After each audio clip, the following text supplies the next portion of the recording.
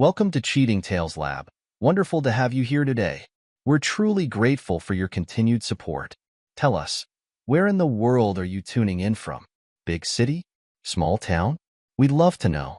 Now, let's dive into today's story. Chapter 1. Beneath the Surface. Sean Jordan sat at the poker table, his expression neutral as he studied his cards. The weekly neighborhood game provided the perfect cover for his observations. Around him, for other men focused intently on their hands, chips stacked neatly before them. But Sean's attention wasn't on the game. His wife Tiffany's footsteps echoed from upstairs, followed by the familiar sound of the bathroom door closing, her third trip in the past hour.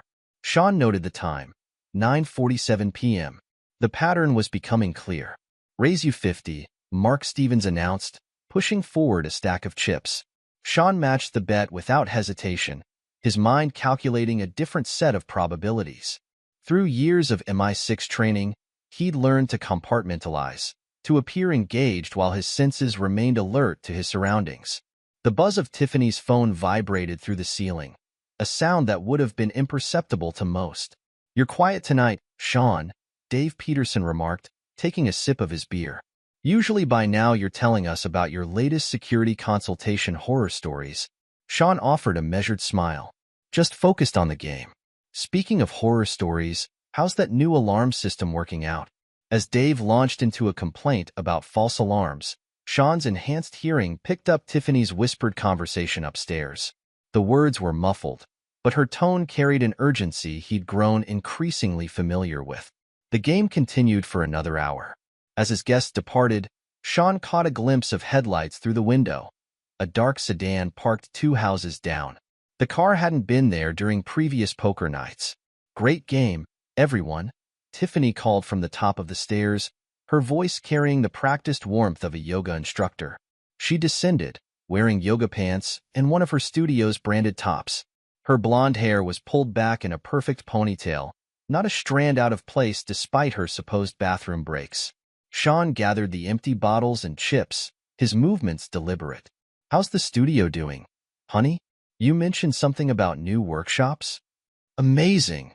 Tiffany's enthusiasm seemed genuine, but Sean detected the slight pitch change in her voice, a tell he'd identified during his detective days. "Matthew and I are expanding the class schedule. The demand is incredible." Matthew Roberson. Sean had run a background check on Tiffany's business partner months ago when his instincts first flickered. Old money, impressive education, charming personality, and several flags that wouldn't show up in standard searches. "That's great," Sean responded, maintaining his role as the supportive husband.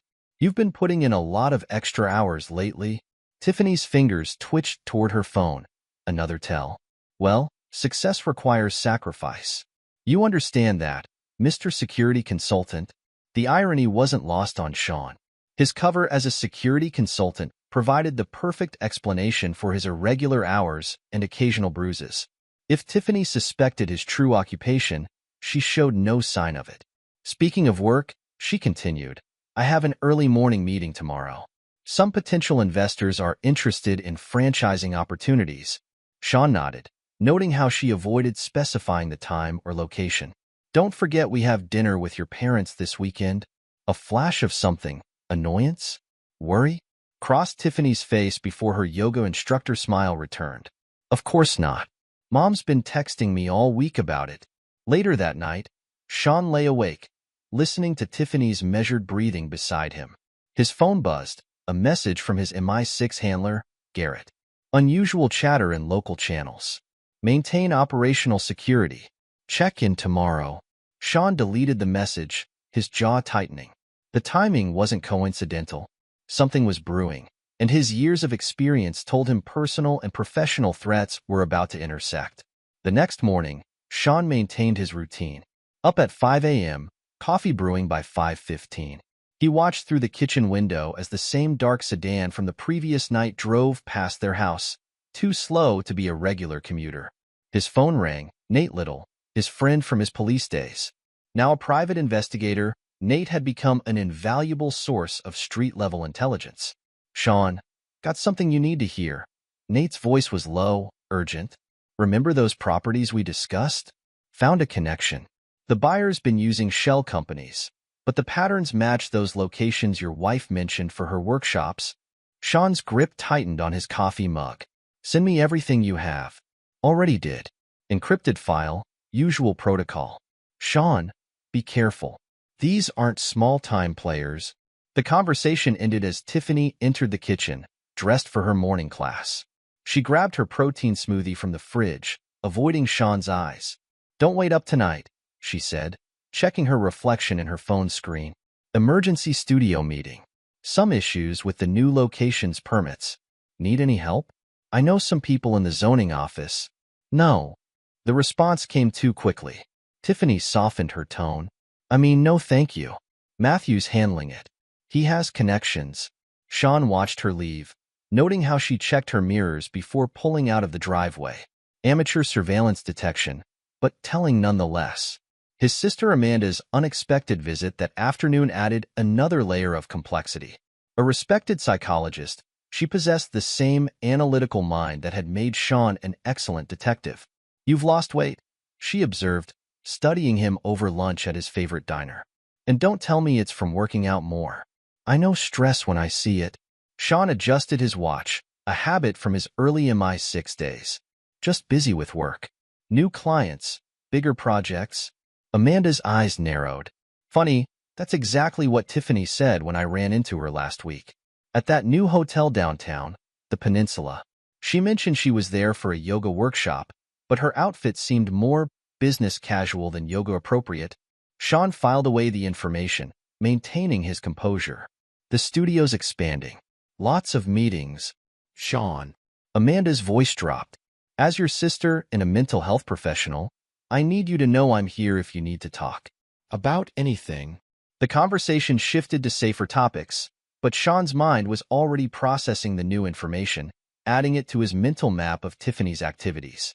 That evening, while reviewing Nate's files, Sean heard Max, their golden retriever, growling at the front door. Unusual behavior for the normally friendly dog. Moments later, Tiffany entered, and Max's growls intensified. What's gotten into him? Tiffany asked, keeping her distance. Sean watched as Max continued to display aggression toward his wife, noting how the dog's behavior had changed gradually over the past few months, coinciding with Tiffany's increased absences. Maybe he's picking up on something, Sean suggested, studying her reaction. Tiffany's laugh held a note of nervousness. Don't be ridiculous. He probably smells the other dogs from the studio. The community charity event that weekend provided Sean with another opportunity to observe. He positioned himself near the silent auction tables, ostensibly examining the items while Tiffany worked the room. We need to accelerate the timeline, he heard her say into her phone, her voice barely above a whisper. He's becoming suspicious. No, I can handle him. Just make sure everything's in place. The conversation ended abruptly as she noticed Sean approaching. Her smile was immediate, practiced. Honey, see anything worth bidding on? Just keeping my options open, he replied, the double meaning clear to him alone. You seem stressed. Everything okay? Tiffany's expression hardened for a moment before she caught herself. I'm fine. You're being paranoid again. This is exactly why I need space to breathe, Sean. Your constant hovering, your questions, your need to control everything. The accusations were calculated, designed to put him on the defensive. Sean recognized the tactic. He'd used similar techniques during interrogations. I'm just concerned, he said, playing his role. You've been distant lately. Maybe because you won't give me room to grow. Tiffany's voice rose slightly, drawing attention from nearby guests. I'm trying to build something here, Sean. The studio is my chance to be more than just your wife. The performance was convincing. Sean watched as several other guests shot him disapproving looks, already casting him as the controlling husband. Later that night, reviewing his surveillance footage, Sean allowed himself a moment of cold anger. The cameras he'd discreetly installed had captured Tiffany making several calls from the garden, each time checking for witnesses first. The pieces were coming together, forming a picture he'd suspected but hoped to avoid. His phone buzzed with another message from Garrett. Meeting tomorrow, 0800, usual place. Critical information regarding local security concerns. Sean sent a brief acknowledgement, then continued watching the footage. On screen, Tiffany paced the garden, her conversation becoming heated. I don't care what it takes. He's becoming a problem, and problems need to be solved. The implied threat would have chilled a lesser man. But Sean Jordan wasn't an ordinary husband, and he'd faced far worse than a cheating wife and her ambitious lover. As he switched off the monitor, his expression remained neutral, but his eyes held the cold calculation of a predator assessing its prey. The game was escalating, and Sean was done playing defense. It was time to remind everyone why he'd been one of MI6's most effective operatives. Tiffany and Matthew were about to learn that betraying a trained operative carried consequences far beyond their worst nightmares. Chapter 2. Cracks in the Foundation. Sean's office was silent except for the soft hum of his encrypted laptop. The monitoring software displayed multiple feeds tracking Tiffany's movements throughout the day. His MI6 training had taught him the value of patience in surveillance operations, and now those skills served a more personal mission. Target entering location Delta, his computer announced quietly. The yoga studio's front entrance showed Tiffany arriving for her afternoon class. 30 minutes later, a familiar Mercedes pulled into the back lot. Matthew Roberson stepped out, adjusting his designer's suit before entering through the service entrance. Sean's phone lit up with a text from his surveillance program. Target B flight details confirmed: Dallas, Houston, Miami. The pattern matched perfectly with Tiffany's recent workshop locations. A knock at his door interrupted his analysis. "Come in." Garrett Hutchinson entered, his MI6 credentials visible for a moment as he tucked them away. "Your training session with the new recruits starts in 30. But first, we need to discuss something." Sean minimized his surveillance feeds. "What's on your mind?" "You've been distracted." Garrett's tone was matter-of-fact. "The recruits haven't noticed, but I have. Your last 3 reports included details about local real estate holdings that have nothing to do with our current operations." "Background research," Sean replied smoothly. "Some interesting patterns in property acquisitions. By your wife's business partner?" Garrett raised an eyebrow. "Sean, I've known you long enough to know when something's off. Whatever's happening, don't let it compromise our work." Sean's expression remained neutral, but his voice carried a dangerous edge. "Have I ever compromised an operation? No. That's why I'm here as a friend, not your handler." Garrett sighed. "Just be careful. Personal vendettas have a way of clouding judgment." The training session provided Sean with an outlet for his growing tension. He drove the recruits hard, demonstrating advanced combat techniques with controlled brutality that left several of them nursing bruises. "You're not fighting fair fights," he instructed, helping a recruit up after a particularly harsh takedown. "Your opponents won't announce their intentions. They won't follow rules. Neither should you." After the session, Sean received an unexpected visit from Joan Kelly, his neighbor from 3 doors down. She caught him in the driveway, her expression troubled. "Sean, I've been meaning to talk to you," she began, glancing around to ensure privacy. "It's about Tiffany and that business partner of hers." Sean's interest sharpened, though his face showed only polite attention. "Oh, several of us have noticed things during studio events. The way they interact." Joan wrung her hands. "Linda saw them at Riverside Park last week. They seemed very familiar with each other." "Familiar how?" "The kind of familiar that married people shouldn't be with someone who isn't their spouse." Joan met his eyes. "We didn't want to say anything, but after what happened at the charity event, we're worried about you, Sean." Sean played his role perfectly, showing just enough confusion and concern. "I appreciate you telling me. Tiffany's been under a lot of stress with the studio expansion." "That's not all," Joan continued, lowering her voice. "My Henry works at First National. He says the studio's finances aren't looking good. There's talk about irregular transfers, missing funds." The information confirmed Sean's suspicions about Matthew's influence. Later that evening, an encrypted email arrived from an unexpected source: Geneva Best, Matthew's ex-wife. "Mr. Jordan, I know what they're doing. I've seen it before. Matthew has a pattern: find successful women, charm them, then use their resources and connections for his schemes. Check the attached documents. And watch your back." Jeeboo. The files revealed a history of failed businesses and questionable transactions. Matthew's pattern was clear. Establish trust, create financial dependency, then exploit until nothing remained. Sean's investigation was interrupted by Tiffany's return home. She breezed into his office, dressed in theater clothes rather than her usual yoga attire. "I've joined the community theater group," she announced brightly. "We're doing Death of a Salesman. The director says I have natural talent." "That's new," Sean observed. "I thought you were focused on the studio expansion." "I need something for myself, Sean. A creative outlet." Her voice took on a familiar defensive tone. "Unless you have a problem with that too?" "No problem. Break a leg." He watched her leave, noting how her theatrical ambitions coincided perfectly with gaps in his surveillance coverage. The next morning, during his annual physical, Dr. Dennis Johnston frowned at Sean's test results. "Your blood pressure's elevated. Stress levels are through the roof. Whatever's going on, you need to address it before it becomes serious."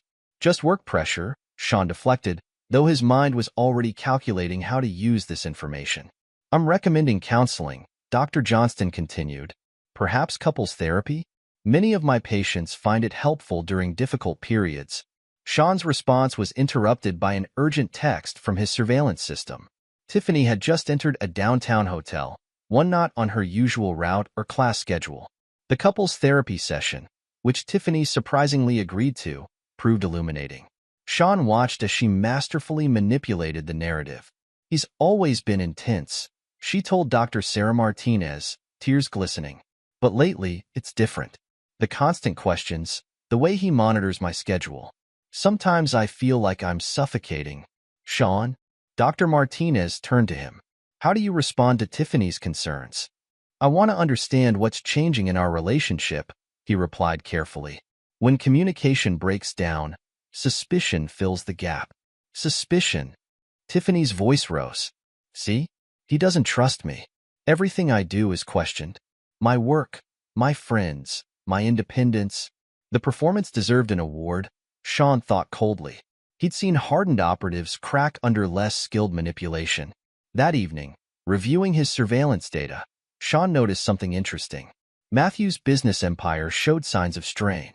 Board meeting minutes, obtained through carefully placed sources, revealed growing concerns about his erratic behavior and absences. A fire in Sean's home office that night destroyed several documents, but not the ones Tiffany and Matthew thought they were targeting. Sean had prepared for this, storing decoy files in obvious locations while keeping vital intelligence elsewhere. The arson investigators found traces of accelerant, just as Sean expected. The technique matched methods used by local professionals, ones he knew were connected to Matthew's less legitimate business ventures. "It's definitely professional work," the fire investigator told him. "But they were sloppy. Left too much evidence." Sean nodded, playing the concerned homeowner while inwardly noting how the attack revealed another layer of Matthew's resources. The game was escalating, but Sean had expected this. Each move by his opponents revealed more of their plan, their capabilities, and ultimately, their vulnerabilities. In his secure basement room, surrounded by monitors displaying surveillance feeds, financial records, and intelligence reports, Sean began planning his response. Tiffany and Matthew thought they were dealing with a simple ex-cop turned security consultant. Their mistake would cost them everything. His phone buzzed, another message from Garrett. "Whatever you're planning, remember, no official MI6 resources. You're on your own for this one." Sean smiled coldly. He'd been on his own before. It wasn't his enemies who should be worried about lack of support. As he reviewed the evidence of their betrayal, the secret meetings, the financial manipulations, the staged incidents, Sean felt no anger, only a cold, calculating focus. They had chosen this path, thinking him an easy target. Now they would learn why his enemies in the intelligence world spoke his name in whispers. The foundation of Tiffany and Matthew's plan was cracking, revealing the rot beneath their perfect facade. Soon, very soon, they would understand the true meaning of consequences. Chapter 3. The Breaking Point. MI6 secure meeting room felt different today. Garrett Hutchinson paced behind his desk, concern etched on his features as he studied Sean's latest mission report. 3 missed targets in the Hamburg operation, Garrett said, tossing the file onto his desk. "That's not like you, Sean. Want to tell me what's really going on?" Sean maintained his composed demeanor. Random variance. It happens. Bullshit. Garrett leaned forward. Your concentration is shot. Your timing's off. I've known you too long to buy that excuse. A moment of silence passed between them before Sean spoke. My marriage is compromised. Garrett's expression shifted from concern to understanding. The wife? How bad? She's planning something with her business partner. Something terminal. Christ. Garrett rubbed his face. You need official intervention? No. Sean's voice carried a finality that made even his handler pause. This is personal. Just remember who you are, Sean. Don't let this turn you into something you'll regret. The conversation replayed in Sean's mind as he drove home, only to find an unexpected visitor waiting in his driveway. Trina Gillespie stood beside her car, her stance marking her immediately as former CIA. Mr. Jordan, she called out. Got a minute to discuss your security consultation request? Sean hadn't made any such request, but he recognized a cover when he heard one. They walked to his backyard, maintaining the pretense of a business discussion. Your wife's lover is making waves, Trina said once they were clear. My firm's been tracking his activities. He's not just a yoga studio investor. I'm aware. Are you aware he's been meeting with Viktor Rostov's crew? Small-time enforcers, but hungry. They've been watching your morning running route. Sean absorbed the information. How'd you make me? Hamburg, 2019. That thing with the Serbian arms dealer. Trina smiled slightly. Nobody else could have pulled that off. When I saw your name connected to this situation, I figured you could use some unofficial backup. Their conversation was interrupted by Max's barking from inside the house. Through the window, they could see Tiffany moving through the kitchen, phone pressed to her ear.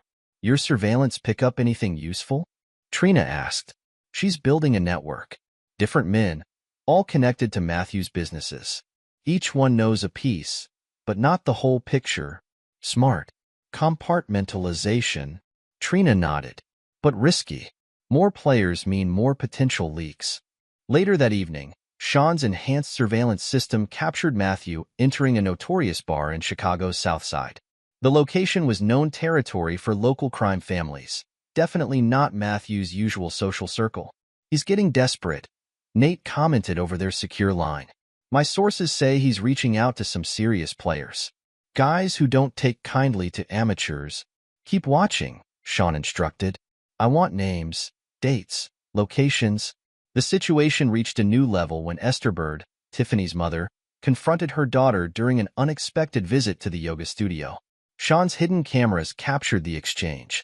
I'm not blind, Tiffany. Esther's voice trembled with anger.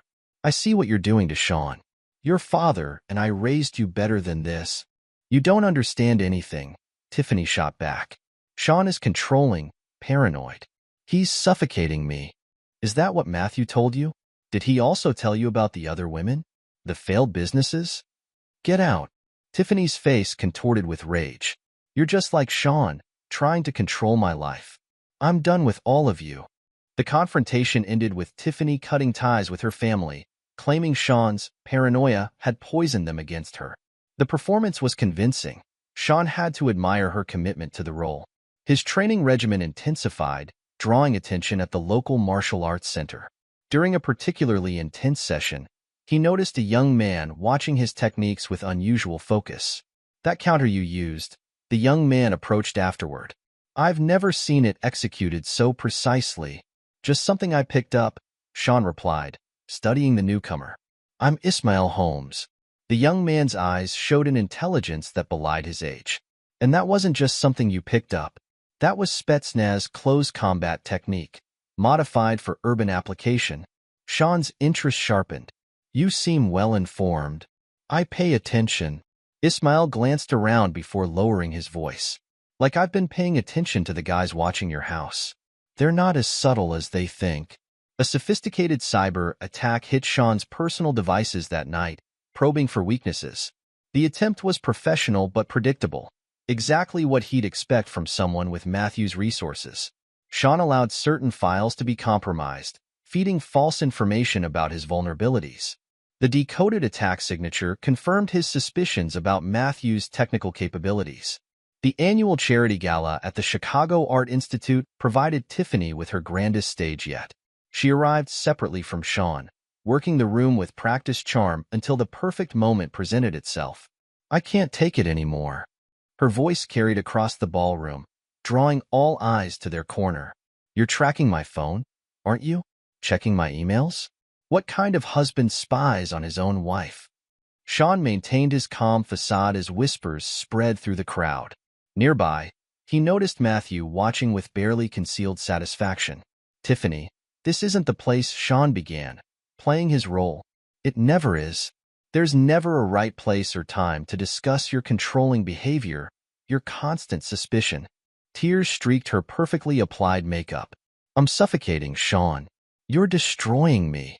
The performance had its intended effect. Society matrons shot Sean disapproving glares. Men he'd considered friends stepped back, distancing themselves from the alleged abuser. That night, as Sean reviewed the day's surveillance footage, he captured the conversation that would change everything. Tiffany's voice, clear and cold, came through his hidden microphones at 2 a.m. "He's just a pathetic ex-cop," she laughed into her phone. "Your men can easily take him out during his morning jog." Matthew's response was equally clear. "It's arranged. Make sure you're seen at the studio when it happens. Nothing can connect back to us." In his secure room, Sean allowed himself a small, dangerous smile. They'd finally shown their full hand, not realizing they'd given him everything he needed. The time for observation was over. He began accessing his private servers, encrypted files containing contingency plans he'd hoped never to use. On his screens, financial records, surveillance footage, and intelligence reports painted a complete picture of their betrayal. "Computer, initiate Protocol 0, he commanded. "Authorization code, Sierra Juliet 1984. "Protocol 0 activated," the system responded. "Contingency measures armed and ready." Sean leaned back, his expression cold and focused. Tiffany and Matthew thought they were dealing with a simple ex-cop, a man they could manipulate and eliminate. Their fatal mistake was never asking why a former detective would have MI6 connections, or how a mere security consultant could afford such sophisticated surveillance equipment. They wanted to play a deadly game? Fine. But they were about to learn they'd chosen the wrong man to betray. Sean Jordan hadn't earned his reputation by showing mercy to those who crossed him. The breaking point had arrived, and with it, the end of his restraint. Tiffany and Matthew had written the first act of this tragedy. Now Sean would show them how it ends. Chapter 4. Operation Black Dawn. Sean's phone buzzed at 4:30 a.m. A text message appeared. "Training exercise initiated. Alpha team en route. 20 minutes." He checked his surveillance feeds. 3 men in dark clothing lurked near his usual running route, attempting to blend into the pre-dawn darkness. Amateur work. They'd positioned themselves too close to the streetlights, creating distinct silhouettes. "Confirm positions," Sean typed into his encrypted communicator. 4 green dots appeared on his tactical display, marking his team's locations around the neighborhood. At 5:15 a.m., dressed in his running gear, Sean stepped out his front door. Tiffany watched from the bedroom window, her silhouette visible against the curtains. He could picture her satisfied smile, thinking their plan was working perfectly. The first attacker made his move near the park entrance. A heavy-set man in a black hoodie, moving with the clumsy aggression of a street thug. Sean maintained his pace, appearing oblivious until the last moment. The man lunged, switchblade glinting. Sean's response was brutal and efficient. A precision strike to the throat, followed by a knee to the solar plexus. The attacker hadn't hit the ground before Sean's team moved in. "Target secured," a voice whispered in Sean's earpiece. 2 more approaching from the south. The remaining thugs walked straight into the trap. Marcus, Sean's demolitions expert, emerged from behind a parked van. Sarah, his infiltration specialist, stepped out of the shadows of a doorway. The takedowns were swift, professional, and completely silent. "Area contained," Marcus reported. "No witnesses, no cameras." Sean approached the first attacker, who wheezed on the ground, clutching his throat. "Let's have a chat about Matthew Roberson." 2 hours later, in an abandoned warehouse converted into a command center, Trina Gillespie reviewed the morning's footage. "Clean work. They never saw it coming." Talk to me about the intel, Sean demanded, studying the multiple screens displaying surveillance feeds, financial records, and intelligence reports. They're singing beautifully, Trina replied, pulling up a series of documents. Matthew hired them through an intermediary, Tony Pescatori, small-time enforcer with gambling debts. He claims Matthew promised to clear his markers in exchange for arranging the hit. Sean's sister Amanda walked in, carrying a thick file. I've compiled psychological profiles on both targets. Tiffany's behavior patterns suggest narcissistic personality traits combined with opportunistic tendencies. She's not just following Matthew's lead. She's actively participating in the planning. The money trail confirms it, Trina added. She's been skimming funds from the yoga studio, converting them to cryptocurrency. Matthew's teaching her his tricks. Sean's phone lit up with a message from one of his street contacts. Tiffany had just arrived at the yoga studio, right on schedule. She had no idea her alibi was meaningless now. What about Matthew's criminal connections? Sean asked, turning to the tactical display. Bigger than we thought, Trina responded. The captured thugs mention meetings with representatives from the Kovacs syndicate. Apparently, Matthew's been promising them access to high-end real estate for money laundering operations. Amanda studied her brother's expression.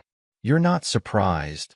Matthew's trying to play in waters too deep for him, Sean replied. The Kovacs don't tolerate amateurs. A secure line blinked on Sean's phone. Garrett calling. Just heard about some interesting developments in local law enforcement channels, his handler said without preamble. 3 known associates of Tony Pescatori were found unconscious near Lincoln Park. No witnesses, no statements filed. Fascinating, Sean replied neutrally. I'm sure it is. By the way, several ongoing investigations into organized crime activities have been mysteriously redirected away from your neighborhood. Completely unrelated, I'm certain. Completely. Just remember our agreement. This stays unofficial. As the day progressed, Sean's team processed the intelligence gathered from the captured thugs. Each piece revealed more of Matthew's operation and its weaknesses. He's overextended, Trina reported, analyzing financial records. Using the yoga studio as a front for money laundering, but he's getting sloppy. Multiple accounts show irregular patterns that would trigger any decent audit. Speaking of the studio, Amanda interjected, Tiffany's latest social media post just went live. Listen to this. Finding strength through adversity. Sometimes those closest to us can be our greatest obstacles to growth. She's building her victim narrative. Sean's response was interrupted by Ismail Holmes's arrival. The young martial artist had proved his worth, developing a network of street-level informants that provided crucial intelligence. Matthew's meeting with Victor Rostov tonight, Ismail reported. Private room at the Drake Hotel. My contact on the staff says he's been drinking heavily, making phone calls in the bar. He's panicking, Trina observed. The failed hit has him spooked. Good. Sean's voice carried a cold satisfaction. Phase 2 begins tonight. Marcus, prepare the infiltration gear. Sarah, I want complete building schematics for all of Matthew's business locations. What about Tiffany? Amanda asked. She's still moving funds offshore. Sean pulled up a series of transaction records. Let her. Each transfer is tagged and tracked. When the time comes, we'll freeze everything simultaneously. The command center hummed with activity as the team prepared for the next phase. Surveillance feeds showed Tiffany leaving the yoga studio, unaware that her phone, car, and even her jewelry now transmitted her location continuously to Sean's systems. One thing bothers me, Trina said, reviewing the morning's footage. These thugs were too amateur for a serious hit attempt. Either Matthew's getting desperate or this was a test run, Sean finished. Probing our defenses, seeing how I'd react, which means they'll try again, Amanda added. With professionals next time, let them come. Sean's expression remained cold, controlled. Each attempt gives us more intelligence, more leverage, more pieces of their network to dismantle. The screens showed Matthew entering the Drake Hotel, his expensive suit failing to hide his nervous demeanor.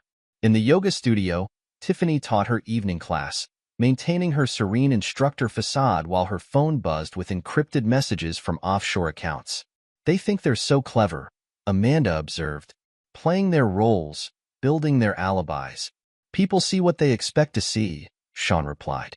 A mild-mannered security consultant, a victimized wife, a successful businessman, until suddenly they don't. As night fell, Sean reviewed the day's developments. The failed hit had provided exactly the intelligence he needed. Matthew's organization was larger than expected, but riddled with vulnerabilities. Tiffany's betrayal ran deeper than suspected, but her methods were predictable. Most importantly, they still believed they held the initiative. That illusion would be their undoing. Prepare for Phase 2, Sean instructed his team. I want infiltration plans for all major targets by morning. It's time to show them what happens to people who mistake mercy for weakness. In her penthouse apartment, Tiffany slept peacefully, believing her husband remained ignorant of her true plans. In his hotel room, Matthew nursed another scotch, trying to calm his nerves after the failed hit. Neither suspected that Operation Black Dawn was just beginning. Sean's revenge wouldn't be swift or merciful. It would be comprehensive, methodical, and absolute. They had chosen this path, believing him vulnerable. Now they would learn why Sean Jordan's enemies spoke his name in whispers, and why betrayal always carried the highest price. Chapter 5. Escalation. Matthew Roberson's hands shook as he poured his third scotch of the morning. His office at Roberson Enterprises, once a symbol of his success, now felt like a trap. The disappearance of his hired muscle had left him exposed, vulnerable. Mr. Roberson? His assistant's voice crackled through the intercom. The board members are waiting in the conference room. Matthew straightened his tie, trying to compose himself. The boardroom felt hostile as he entered, facing the stern faces of his directors. Care to explain these numbers? Richard Kensington, the head of the board, pushed a financial report across the table. Our Chicago properties are hemorrhaging money. 3 development projects halted due to permit issues that mysteriously appeared overnight. Temporary setbacks, Matthew assured them, his voice betraying his anxiety. I have people handling the situation, like you handled the Davidson merger? They pulled out this morning. No explanation. Behind the scenes, Sean's team watched the meeting through hidden cameras. His empire's cracking, Trina noted, monitoring the feeds from their command center. Those permit issues weren't cheap to arrange. Money well spent, Sean replied, studying Matthew's deteriorating composure. How's our other target? A separate screen showed Tiffany arriving at her parents' house. The conversation inside, captured by directional microphones, grew heated quickly. Mom, Dad, you have to help me, Tiffany pleaded, tears flowing perfectly on cue. Sean, he's not who you think he is. The controlling behavior, the accusations, the threats. Esther Bird's voice carried a mix of anger and disappointment. Threats? Like the ones your boyfriend's associates made against your husband? Tiffany's mask slipped for a moment. What are you talking about? Don't play innocent, Esther snapped. I've been doing my own investigating. Those yoga workshops in Miami? I called the venue. They've never heard of Stone Jordan Studios. You're spying on me? Just like Sean. No, Tiffany. I'm protecting what's left of this family's dignity. Get out. Don't come back until you're ready to tell the truth. Back at the command center, Sean's team monitored multiple operations simultaneously. Marcus reported success in disrupting Matthew's legitimate business ventures, contract problems, permit issues, delayed shipments. Sarah's cyber team had infected his company's networks with subtle glitches that eroded client confidence. The Kovacs syndicate is getting impatient, Ismail reported, returning from his street-level reconnaissance. Their enforcers are asking questions about Matthew's promises. They wanted prime real estate for money laundering, not excuses. Push them harder, Sean instructed. I want Matthew feeling pressure from all sides. Trina interrupted with urgent news. You need to see this. We've uncovered something in Matthew's shipping manifests. The documents revealed a pattern hidden in legitimate cargo shipments. Women brought in from Eastern Europe listed as specialized training staff for the yoga studio chain. Human trafficking, Trina's voice carried cold anger. He's using the studios as distribution points. Sean studied the evidence. Can we confirm Tiffany's involvement? She signs off on the staff paperwork, Trina replied. Claims ignorance of the details, but the money trail suggests otherwise. The revelation threatened to complicate Sean's plans. Human trafficking would attract federal attention that could expose his own operations. Sir, Marcus called from his station. Matthew's making moves. Multiple calls to known associates, trying to accelerate his plans against you. The surveillance feeds showed Matthew in his office, desperation evident in his actions. I don't care what it costs, he shouted into his phone. Find someone who can handle this. The Kovacs, the Bratva, anyone. His sloppiness is drawing attention, Garrett warned during their secure call. 3 federal agencies have opened preliminary investigations. I can redirect some of it, but you need to move faster. Sean's health monitor beeped, blood pressure spiking again. Dr. Johnston's warnings echoed in his mind, but he pushed the concern aside. Physical discomfort was irrelevant. Boss, Sarah's voice carried urgency. Tiffany's PR campaign is gaining traction. Local news picked up her story. They're painting you as an abusive ex-cop who couldn't handle his wife's success. The media coverage showed Tiffany in full victim mode, supported by several prominent community members. He couldn't stand that I was building something for myself, she told reporters, her voice breaking perfectly. The constant monitoring, the accusations, the implicit threats. The community's turning against you, Amanda observed, monitoring social media reactions. Several of your neighbors have come forward with evidence of controlling behavior. Sean's response was cold, calculated. Let them believe what they want. Public opinion is irrelevant to the endgame. Garrett's next call carried more complications. We have a problem. State Department's taken interest in Matthew's international operations. They're connecting dots we don't want connected. How much time? Days, maybe less. Whatever you're planning, accelerate it. The situation deteriorated further when Sean's team detected a breach in their security protocols. Someone had accessed their surveillance data, though the intrusion was caught before critical information was compromised. The leak came from inside, Trina reported, tracing the breach. Someone with clearance to our secondary systems. Sean's expression hardened. Lock down everything. No one, including Nate, gets access without direct authorization from me. The betrayal struck deeper than expected. Nate had been his friend since their police days, but trust was a luxury Sean could no longer afford. Events reached a crescendo when Tiffany's lawyers filed for divorce and a restraining order. The documentation painted a picture of escalating abuse and paranoid behavior, supported by witnesses from their social circle. They're trying to limit your movement, Amanda analyzed. The restraining order would restrict your access to key locations, make surveillance more difficult. Sean's response surprised his team. He laughed, a cold, dangerous sound that made even hardened operatives uncomfortable. They still think they're dealing with a system that plays by rules, he said, reviewing the legal documents. Time to show them how wrong they are. The commands went out to his team. Marcus and Sarah began implementing more aggressive disruption protocols. Trina's intelligence unit accelerated their penetration of Matthew's organization. Ismail's street network spread whispers that turned criminal allies against each other. Sir, Marcus reported late that night. Matthew's heading to a meeting with Kovacs people. He looks unstable. The surveillance feed showed Matthew entering a known mob hangout, his movements erratic, his usual smooth confidence shattered. He'd driven himself there.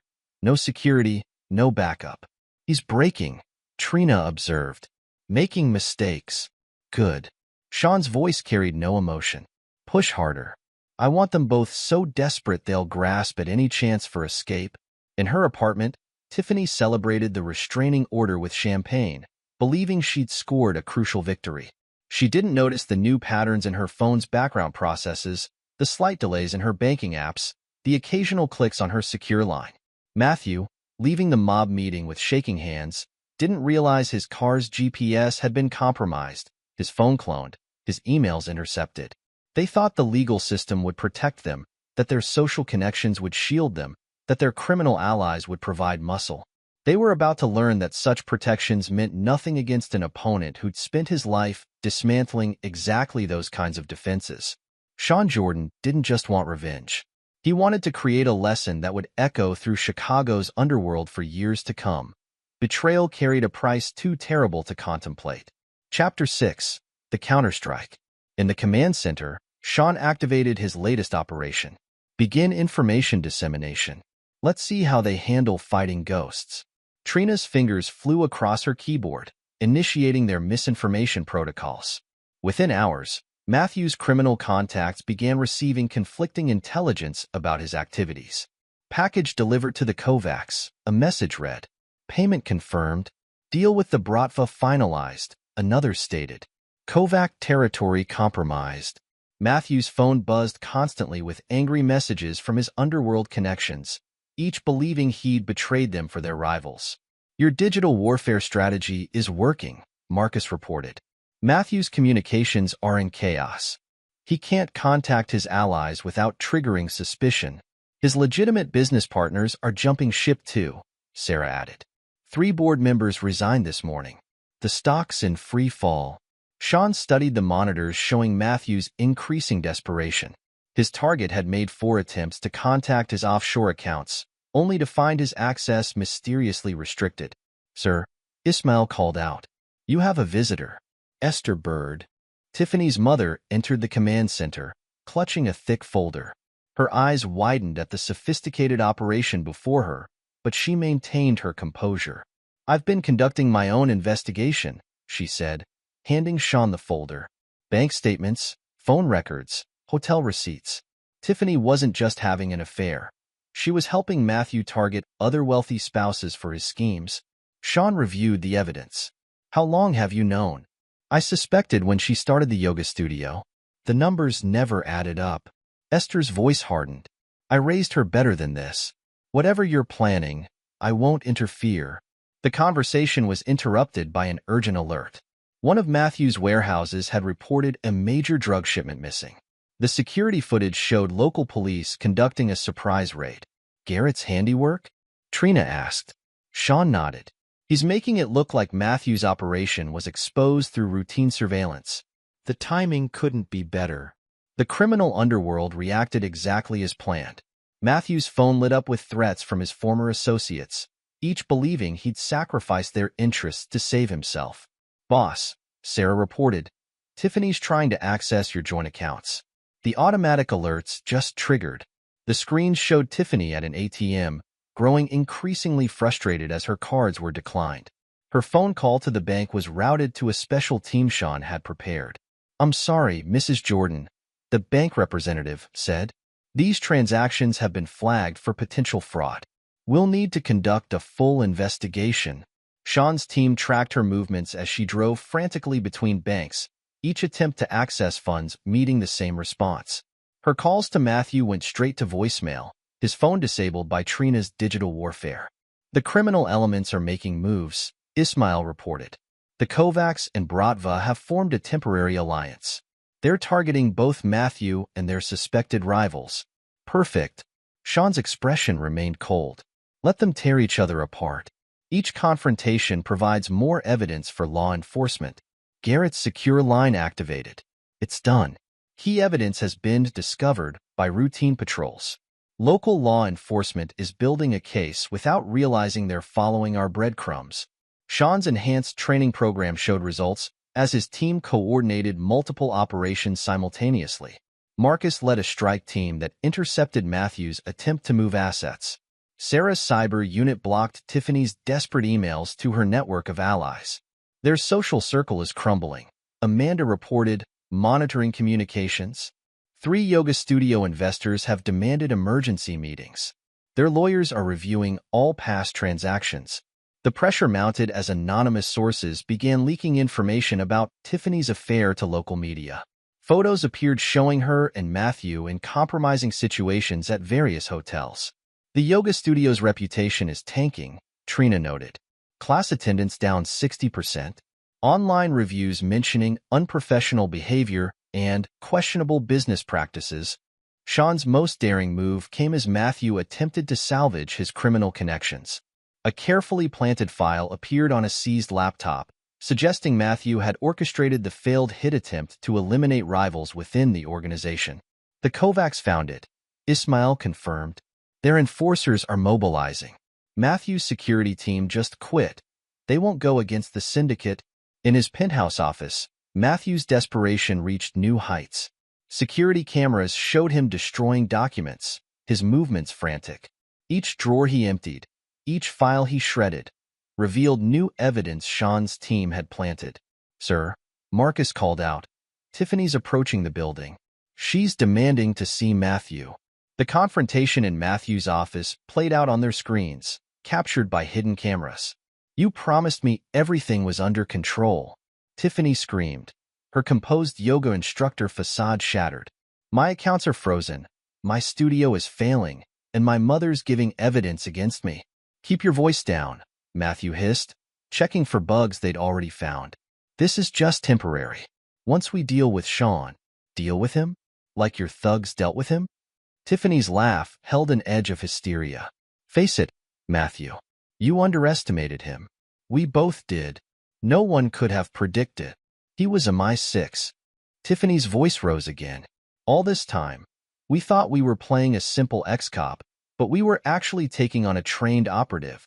The revelation stunned Matthew into silence. On the surveillance feed, his face showed the first real fear they'd seen. How did you find out?" "It doesn't matter," Tiffany snapped. "What matters is we're finished. The restraining order was our last chance, and even that's backfiring. Somehow, he's turning everything against us." Sean watched the exchange with cold satisfaction. "Initiate final phase," he commanded his team. "I want maximum pressure on all fronts." The operation moved into high gear. Sarah's cyber unit unleashed targeted attacks on Matthew's remaining business infrastructure. Marcus's team intercepted attempts to move physical assets. Trina's intelligence operation fed devastating information to both law enforcement and criminal elements. "They're running out of options," Amanda observed. "The psychological pressure is breaking them." "Good." Sean's voice carried no emotion. "Now they'll understand what real fear feels like." The command center hummed with activity as Sean's team coordinated their final moves. Each operation was designed to tighten the noose, eliminating options until his targets had nowhere left to turn. Matthew's criminal connections were now fully turned against him, believing him responsible for their recent losses. Tiffany's social support network crumbled as evidence of her deceptions emerged. Their attempts to fight back only provided more ammunition for Sean's campaign. The sophistication of Sean's operation became clear as each of their desperate moves triggered new traps. Financial transfers revealed hidden accounts. Attempts to contact allies exposed new connections. Each escape route they tried led to another dead end. Sean watched their increasing panic with the patience of a predator who knows its prey is trapped. They had thought themselves clever, plotting against what they believed was a simple ex-cop. Now they were learning the true cost of their miscalculation. The evidence linking Matthew to the failed hit attempt circulated through Chicago's criminal underground, turning his former allies into deadly enemies. Each piece of information Sean released was calculated to maximize the damage while maintaining his plausible deniability. As night fell, Sean reviewed the day's developments. His targets were isolated, their resources dwindling, their options disappearing. The next phase would push them beyond their breaking point. "Your revenge is nearly complete," Trina observed. "They'll never recover from this." "This isn't just revenge," Sean replied, his voice cold. "This is justice. They chose to betray the wrong man. Now they'll serve as an example of the consequences." The screens showed Tiffany and Matthew in their separate locations, both showing signs of cracking under the pressure. They had started this war, believing themselves hunters. Only now did they realize they had always been the prey. Chapter 7. The Unraveling. Matthew Roberson's hands gripped his desk as he faced three of Chicago's most dangerous crime figures. Victor Kovac's scarred face showed no emotion as he slid photos across the polished surface. "Explain this," Victor demanded. The images showed Matthew meeting with rival organizations, documented dates matching the failed hit attempt on Sean. "These are forgeries," Matthew protested, his voice cracking. "Someone's trying to frame me." "We found your signature on transfer documents," Victor cut him off. "Money moving through shell companies, timed perfectly with attacks on our operations." "That's impossible." "I never." "Your own men confirmed it." The crime boss leaned forward. "Before they disappeared." In the command center, Sean watched the confrontation through hidden cameras. How's our other target responding to the pressure? Trina pulled up footage of the yoga studio. Tiffany paced her office, phone pressed to her ear. Karen, please, you have to help me. The studio needs this investment. Hello? Hello? The call ended. Another former ally cutting ties. Tiffany's network was disintegrating exactly as planned. Her last 3 attempts to contact studio supporters have failed, Amanda reported, reviewing the surveillance logs. The rumors about her criminal connections are spreading through their social circle. Sean's operation had entered its final phase. Each piece of evidence, each leaked photo, each whispered rumor had been calculated for maximum impact. Her yoga students are canceling memberships, Sarah noted. Online reviews mentioning possible fraud, questioning where their membership fees went. Tiffany's desperation grew as she called former friends from her contact list. Each conversation ended the same way. Polite excuses followed by disconnected lines. You don't understand, she pleaded to her former business partner. These allegations are lies. Sean is behind all of this. Really? The woman's voice turned cold. Like those lies about you embezzling from the studio building fund? The bank records look real enough. In his penthouse office, Matthew faced another crisis. His board of directors had called an emergency meeting via video conference. The SEC is investigating irregularities in our Asian subsidiaries, the board chairman announced. Furthermore, several major shareholders have expressed concerns about your recent behavior. I can explain. Save it for the authorities. As of this moment, you're suspended from all company operations. Sean's team monitored multiple feeds as Matthew's world collapsed. His access card stopped working. His executive parking spot was reassigned. His assistant's desk sat empty. She'd resigned that morning. Sir, Marcus called out. You need to see this. The screen showed Tiffany attempting to board a flight to the Cayman Islands. Airport security approached her at the gate. Ma'am, there are some irregularities with your passport, the agent said. Please come with us. Sean's planted evidence had triggered multiple flags in the immigration system. Tiffany's desperate escape attempt only strengthened the case against her.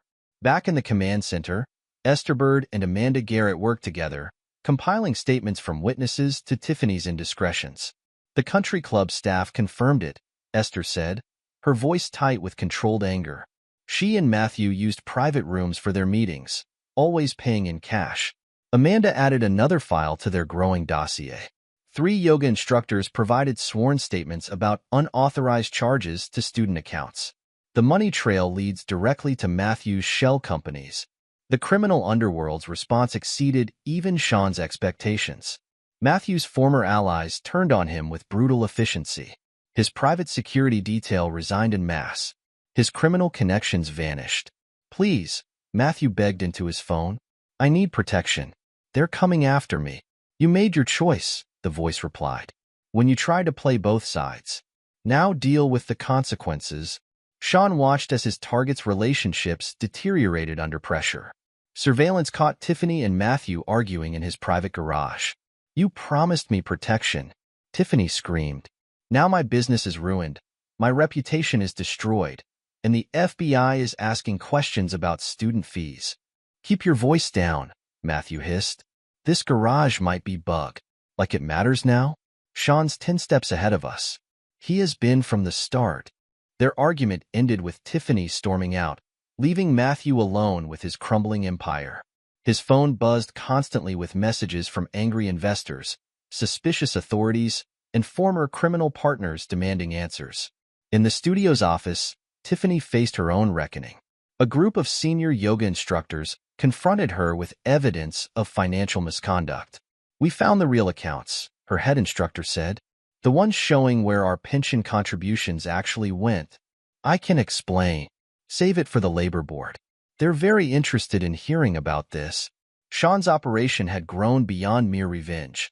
It had become a precision instrument of justice, dismantling not just his target's current schemes, but their entire foundation of lies. Matthew's legitimate businesses are filing for bankruptcy, Trina reported. Board members are cooperating with federal investigators. And Tiffany? Sean asked, completely isolated. Her social media accounts are flooded with comments about fraud and betrayal. Former students are filing complaints with consumer protection agencies.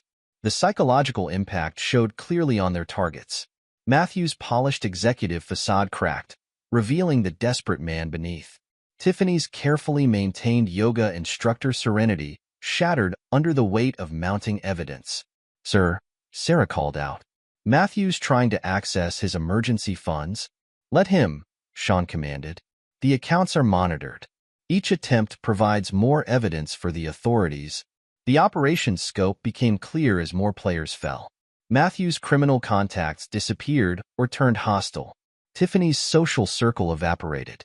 Their respective empires, built on lies, fraud, and betrayal, crumbled systematically. In his secure room, Sean reviewed the day's developments. His revenge wasn't just about punishment. It was about exposing the truth. Each revelation, each piece of evidence, stripped away another layer of their carefully constructed facades. They thought they could manipulate the system, he told his team. Now the system will be their downfall. The screens showed his targets increasing isolation.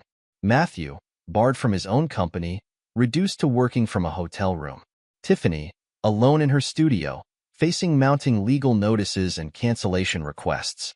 Their attempted murder plot against Sean had been their final mistake. Now they would learn the true meaning of consequences, delivered by a man who had mastered the art of systematic destruction. The unraveling had begun. Sean's revenge would not be swift or merciful. It would be comprehensive, absolute, and most importantly, completely legal. His targets had chosen their path, believing themselves clever manipulators. Now they would understand what it meant to face an opponent who had spent his life dismantling operations far more sophisticated than theirs. Their downfall would serve as a lesson to others who might consider similar betrayals. Sean Jordan didn't just want revenge. He wanted to create a case study in consequences that would echo through Chicago's professional and criminal circles for years to come. Chapter 8. The Final Gambit. Initiate Operation Clean Slate. Sean commanded from the center of his operations room.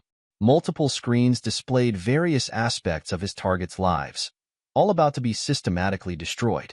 "All teams in position," Marcus reported. "Waiting for your signal." Sean activated his secure line to Garrett. "Are the federal agents ready?" "SWAT teams are staging 2 blocks from Matthew's location," his MI6 handler confirmed. "Local police have sealed off all escape routes." He won't see it coming. The raid on Matthew's temporary office unfolded with brutal efficiency. Surveillance feeds showed armed agents breaching the door, catching him in the middle of destroying evidence. "Matthew Roberson," the lead agent announced, "you're under arrest for racketeering, attempted murder, human trafficking, and conspiracy to commit fraud." Matthew's face drained of color as agents read him an extensive list of charges. Each count referenced evidence that Sean had carefully planted over the previous months. "My lawyer will have this thrown out," Matthew blustered. "You have nothing solid." "Actually," an agent interrupted, displaying a tablet. "We have signed statements from your associates detailing your involvement in multiple criminal enterprises." Very thorough confessions.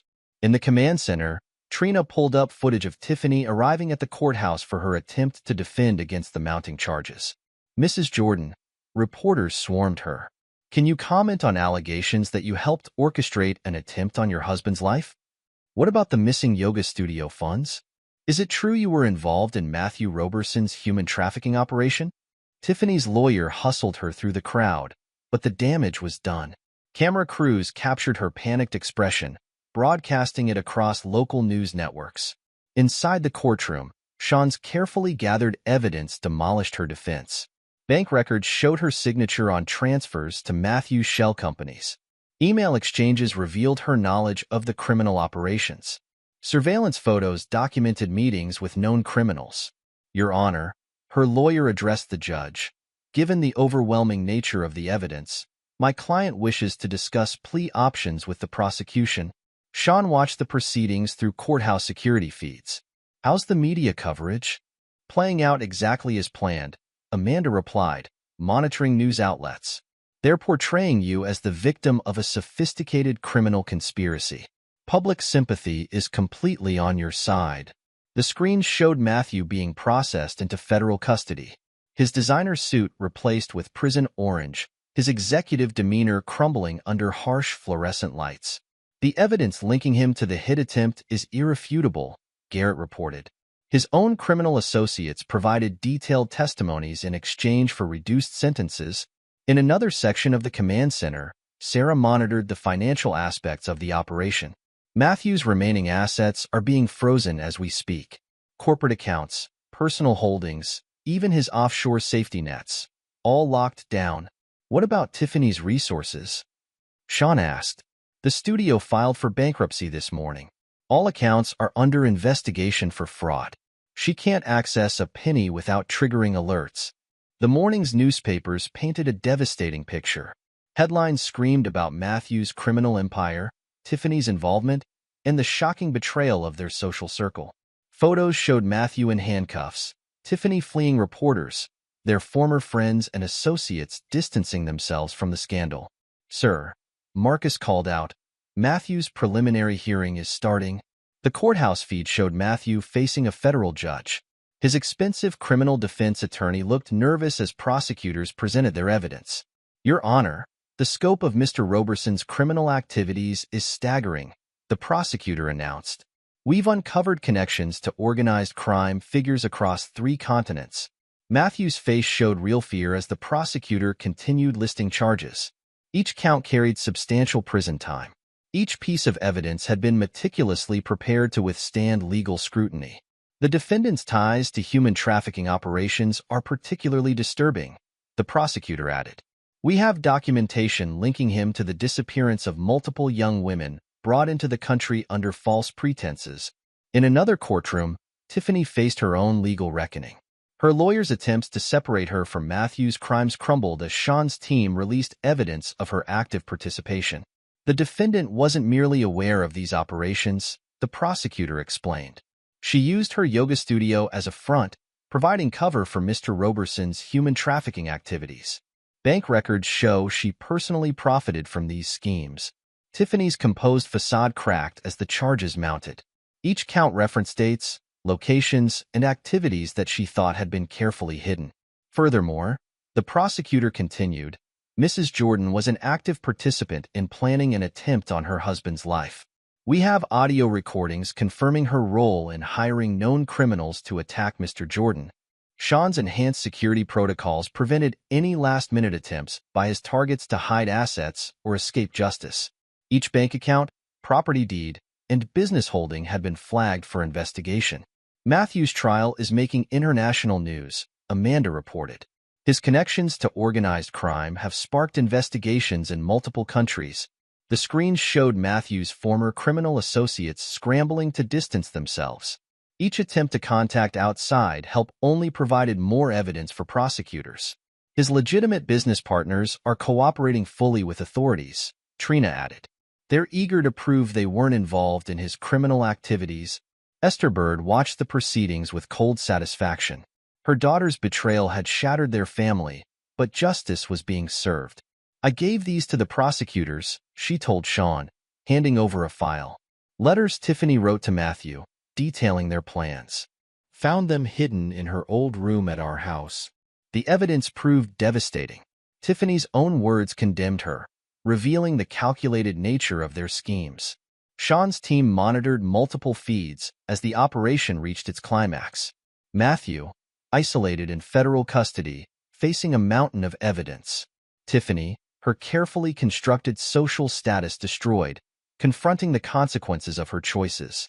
The charitable foundation is ready to launch, Sarah reported, using recovered funds from their illegal operations. The press release emphasizes support for victims of domestic abuse and corporate fraud. The irony wasn't lost on anyone. Money that Matthew and Tiffany had stolen would now fund programs to protect others from similar schemes. Public opinion has shifted completely, Amanda noted. Social media is filled with support for you, condemning their actions. Former friends are coming forward with stories of suspicious behavior they noticed but didn't report. In his holding cell, Matthew finally grasped the full scope of Sean's revenge. Each criminal contact he'd tried to reach had been compromised. Each escape route had been blocked. Each contingency plan had been anticipated and countered. Tiffany, facing her own imprisonment, realized too late the magnitude of her miscalculation. The evidence Sean had gathered wouldn't just send her to prison. It would ensure she remained under surveillance long after her release. The criminal underworld has received the message, Ismail reported. Your handling of this situation has earned their respect and their fear. Sean watched the screens displaying his target's downfall. His revenge hadn't just destroyed their current lives. It had eliminated any possibility of them rebuilding their power. They thought they could manipulate the system, he told his team. Instead, the system became their prison.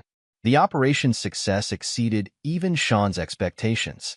Matthew and Tiffany hadn't just been defeated. They had been systematically dismantled, their crimes exposed, their reputations destroyed, their futures erased.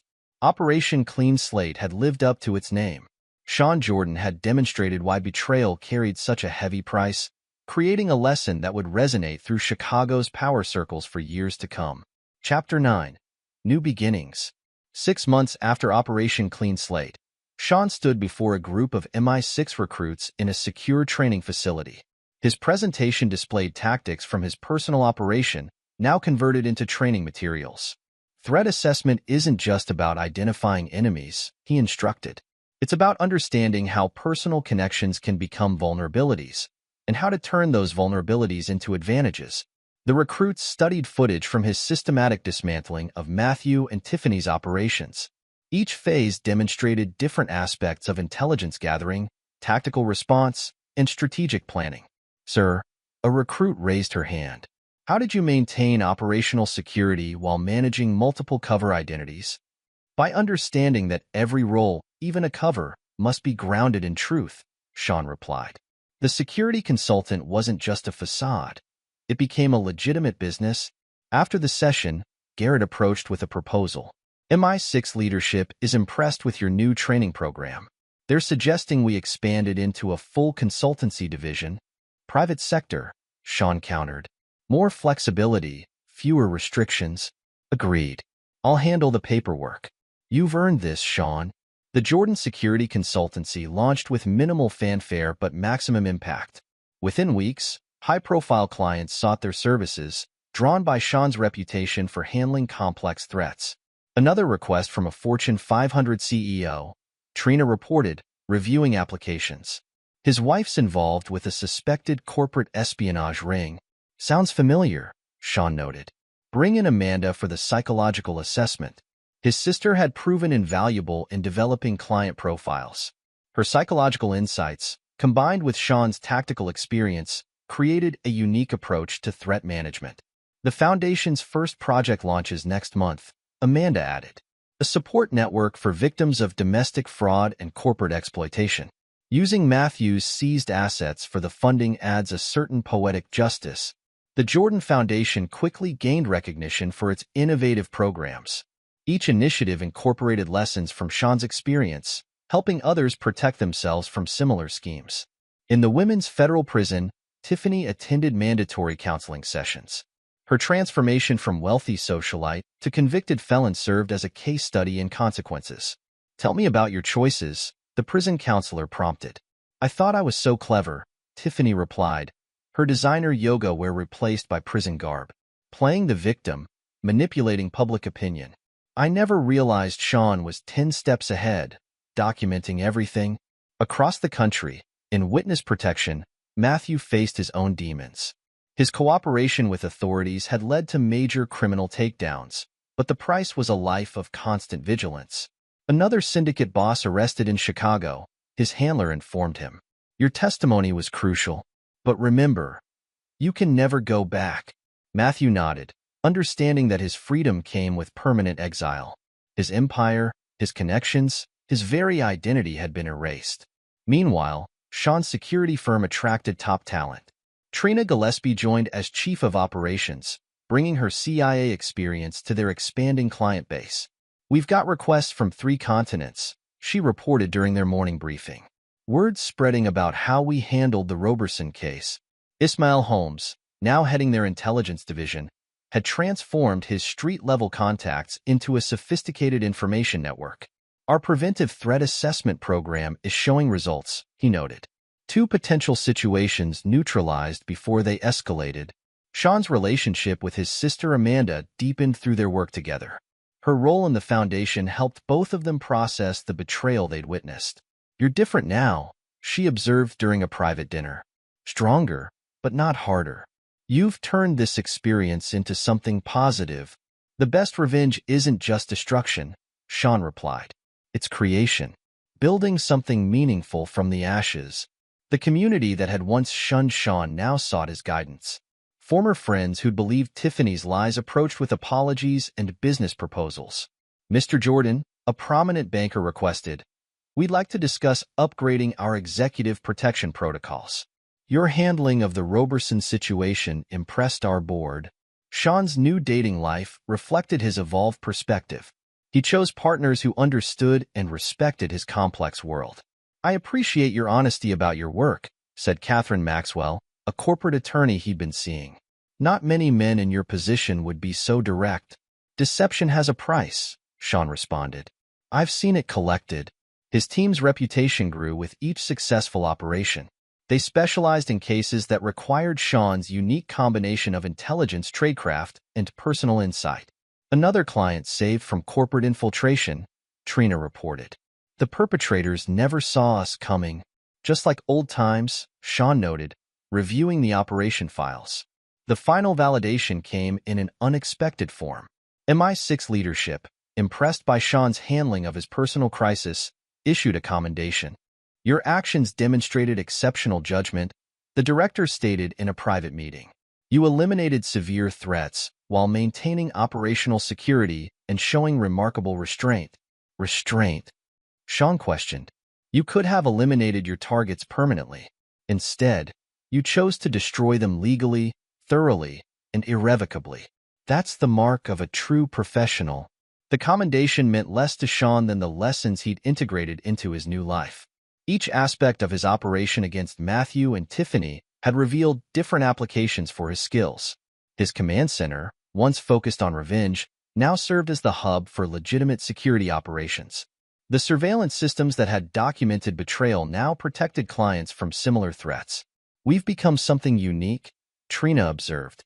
"Not just security consultants or intelligence operators. We're preventing tragedies before they happen."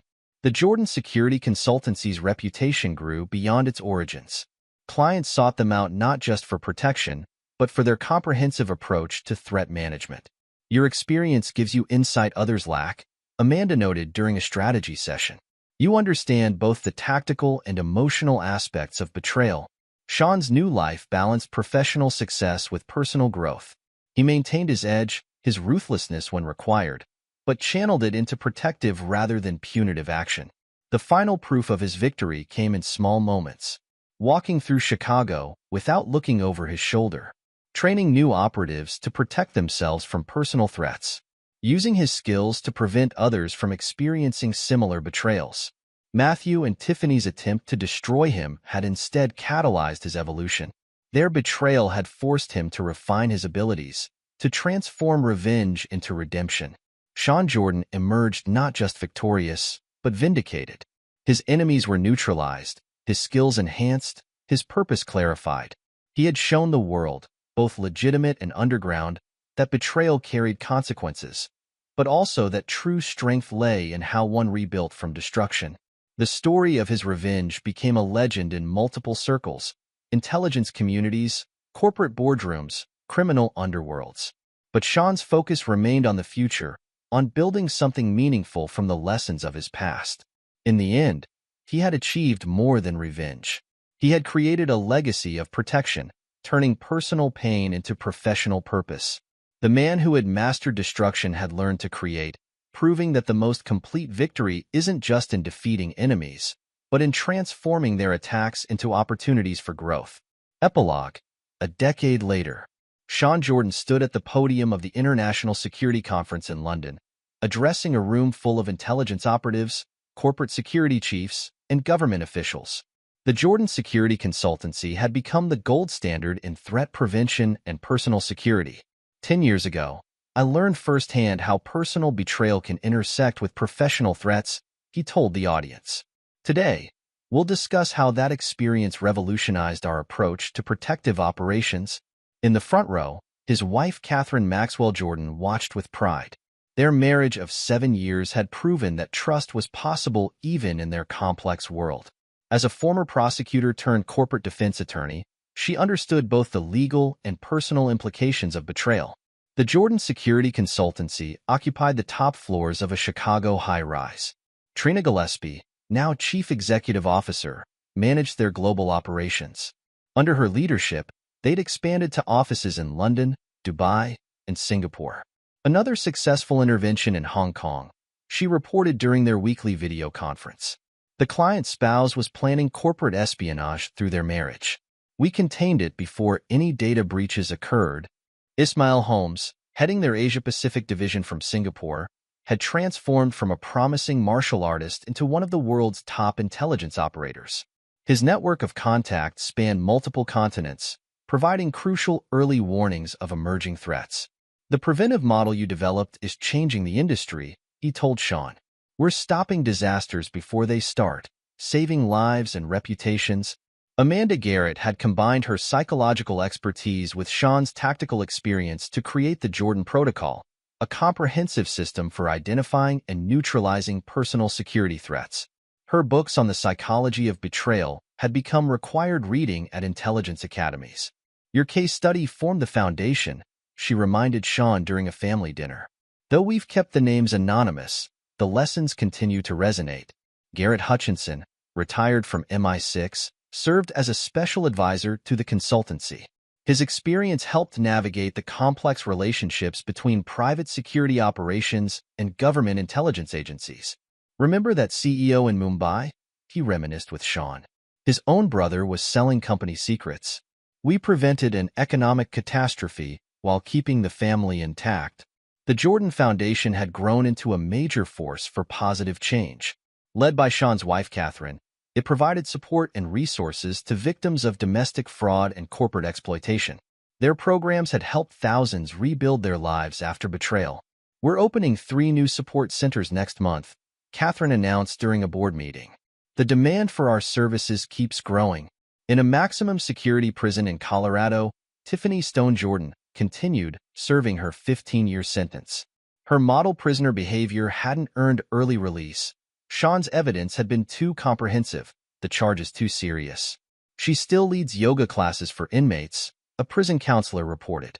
"But the arrogance is gone. Your revenge succeeded beyond mere punishment. It forced her to confront her true nature." Matthew Roberson's witness protection hadn't provided the fresh start he'd hoped for. His testimony had helped dismantle several criminal organizations, but the price was a life of constant paranoia. Each new identity, each relocation, carried the fear of discovery. "He works as a retail manager in Idaho now," Ismail's sources reported. "No friends, no relationships, no connections. He jumps at shadows, expecting retribution from his former associates." The criminal underworld still whispered about the Roberson case. It had become a cautionary tale, teaching ambitious players that some targets were better left alone. Sean's methodical destruction of their empire served as a warning about the price of betrayal. Max, their loyal golden retriever, had passed away 2 years after the events, but his legacy lived on. The consultancy's K-9 training program, named in his honor, produced exceptional security dogs that could detect both physical and emotional threats. Nate Little had rebuilt his relationship with Sean after a period of careful vetting proved his loyalty during the operation had never wavered. Now semi-retired, he occasionally consulted on cases that required his specialized investigative skills. "You taught me to trust my instincts," he told Sean during a rare meeting. "That case showed me how to look beyond surface appearances." Esther Bird had channeled her pain into purpose, working with the Jordan Foundation to help other parents whose children had chosen destructive paths. Her support groups provided crucial understanding for families dealing with betrayal. "I couldn't save my daughter from her choices," she often said in meetings. "But I can help others recognize the warning signs." The yoga studio building had been transformed into the Jordan Foundation's main counseling center. The space that once hosted Tiffany's deceptions now offered healing and support to betrayal victims. Dr. Dennis Johnston, Sean's former physician, had joined the Foundation's Medical Advisory Board. His expertise helped develop programs addressing the physical impact of betrayal-related stress. "Your case changed how we approach patient care," he told Sean during a checkup. "We now understand that personal security threats can manifest as health issues." Joan Kelly, the observant neighbor who had first noticed Tiffany's suspicious behavior, became a community liaison for the consultancy's neighborhood watch programs. Her ability to spot subtle warning signs proved invaluable in training others. Sarah, their former cyber specialist, had established the consultancy's digital security division. Her teams protected clients from both technical and social engineering threats, using lessons learned from Matthew's attempted hacks. "We've prevented 12 major cyber attacks this quarter alone," she reported. Each one started with personal relationship exploitation. Marcus, who had led tactical operations during the Roberson case, now trained the consultancy's physical security teams. His experience had shaped their unique approach to protective services. "We don't just guard clients," he explained to new recruits. "We create environments where threats can't take root." The consultancy's training program had become legendary in security circles. Operatives learned not just tactical skills, but the subtle art of detecting betrayal before it manifested as physical threats. Geneva Best, Matthew's ex-wife who had provided crucial early warnings, occasionally consulted on cases involving sophisticated financial manipulation. Her insights into Matthew's methods helped identify similar schemes. "Financial predators follow patterns," she explained during a training seminar. "The Roberson case gave us a perfect template for recognition." The criminal organizations that Matthew had betrayed had largely forgotten him, finding new territories and opportunities. But their leaders still used his story to teach younger members about the dangers of overreach. "The Jordan incident," they called it in their circles. When amateur ambition met professional retribution, Sean and Catherine's home featured a state-of-the-art security system, but it wasn't the fortress many expected. They'd created a warm, welcoming space that balanced protection with normalcy. Their twin daughters, Sarah and Amanda, aged 6, attended a private school with discreet but comprehensive security measures. They were being raised to be both vigilant and compassionate, understanding their father's work without being burdened by its darker aspects. "Daddy helps people stay safe," they explained to friends, demonstrating the balanced perspective Sean and Catherine had worked to instill. The consultancy's client list included corporate leaders, celebrities, and government officials, but they also maintained a pro bono program for victims of domestic betrayal who couldn't afford their services. "Everyone deserves protection," Sean insisted during board meetings, "especially those most vulnerable to manipulation." Their preventive approach had revolutionized personal security. Instead of reacting to threats, they identified and neutralized potential betrayals before they developed. This methodology, born from Sean's experience, had saved countless lives and reputations. The Jordan Protocol had been adopted by intelligence agencies worldwide, though few knew its origins in Sean's systematic dismantling of Matthew and Tiffany's schemes. Catherine's legal expertise had helped develop the consultancy's unique approach to evidence gathering. They built cases that could withstand legal scrutiny while maintaining client privacy. "We don't just protect people," she explained to potential clients. "We ensure they can defend themselves legally if necessary." Sean's reputation had evolved from feared operative to respected security innovator. His experience had shown that the most effective protection came from understanding both tactical and emotional vulnerabilities. The consultancy's research division, led by Amanda, continued studying patterns of betrayal across different cultures and contexts. Their findings helped refine threat assessment protocols and protective strategies. Regular family gatherings at Sean and Catherine's home included Amanda, her husband Dennis, and their children. These moments of normalcy proved that even those who had witnessed betrayal's darkest aspects could build trusting, healthy relationships. The Jordan Foundation's annual gala had become a major event in Chicago's social calendar. Unlike the charity events where Tiffany had once played victim, these gatherings celebrated genuine healing and empowerment. Sean's training programs for MI6 had evolved into international workshops attended by intelligence operatives from allied nations. His methods of combining personal security with counterintelligence had proven exceptionally effective. The consultancy's success rate approached legendary status. In 10 years, No client under their full protection had suffered a successful attack or betrayal. Their preventive methodology had proven itself repeatedly in increasingly complex situations. Looking out over Chicago's skyline from his office, Sean reflected on the decade's transformations. The betrayal that could have destroyed him had instead created something extraordinary, a legacy of protection and prevention that touched lives worldwide. His revenge against Matthew and Tiffany had been complete, but its true victory lay in the positive changes it sparked. Their attempt to destroy him had led to innovations in personal security that protected countless others from similar schemes. The Jordan Security Consultancy stood as proof that the most effective response to betrayal wasn't just punishment, but transformation, creating systems and methods that prevented others from suffering similar fates. Sean's story had become more than a cautionary tale about revenge. It demonstrated how personal trauma could be transformed into professional innovation, how betrayal could lead to better methods of protection, and how one man's response to treachery could help safeguard others from similar threats. The future held new challenges, but Sean faced them with the confidence of experience and the support of a loyal team. He had built something lasting from the ashes of betrayal, proving that the best revenge wasn't just destroying enemies, but creating something they could never have imagined possible. This is where our story comes to an end. Share your thoughts in the comments section. Thanks for your time. If you enjoy this story, please subscribe to this channel. Click on the video you see on the screen, and I will see you there.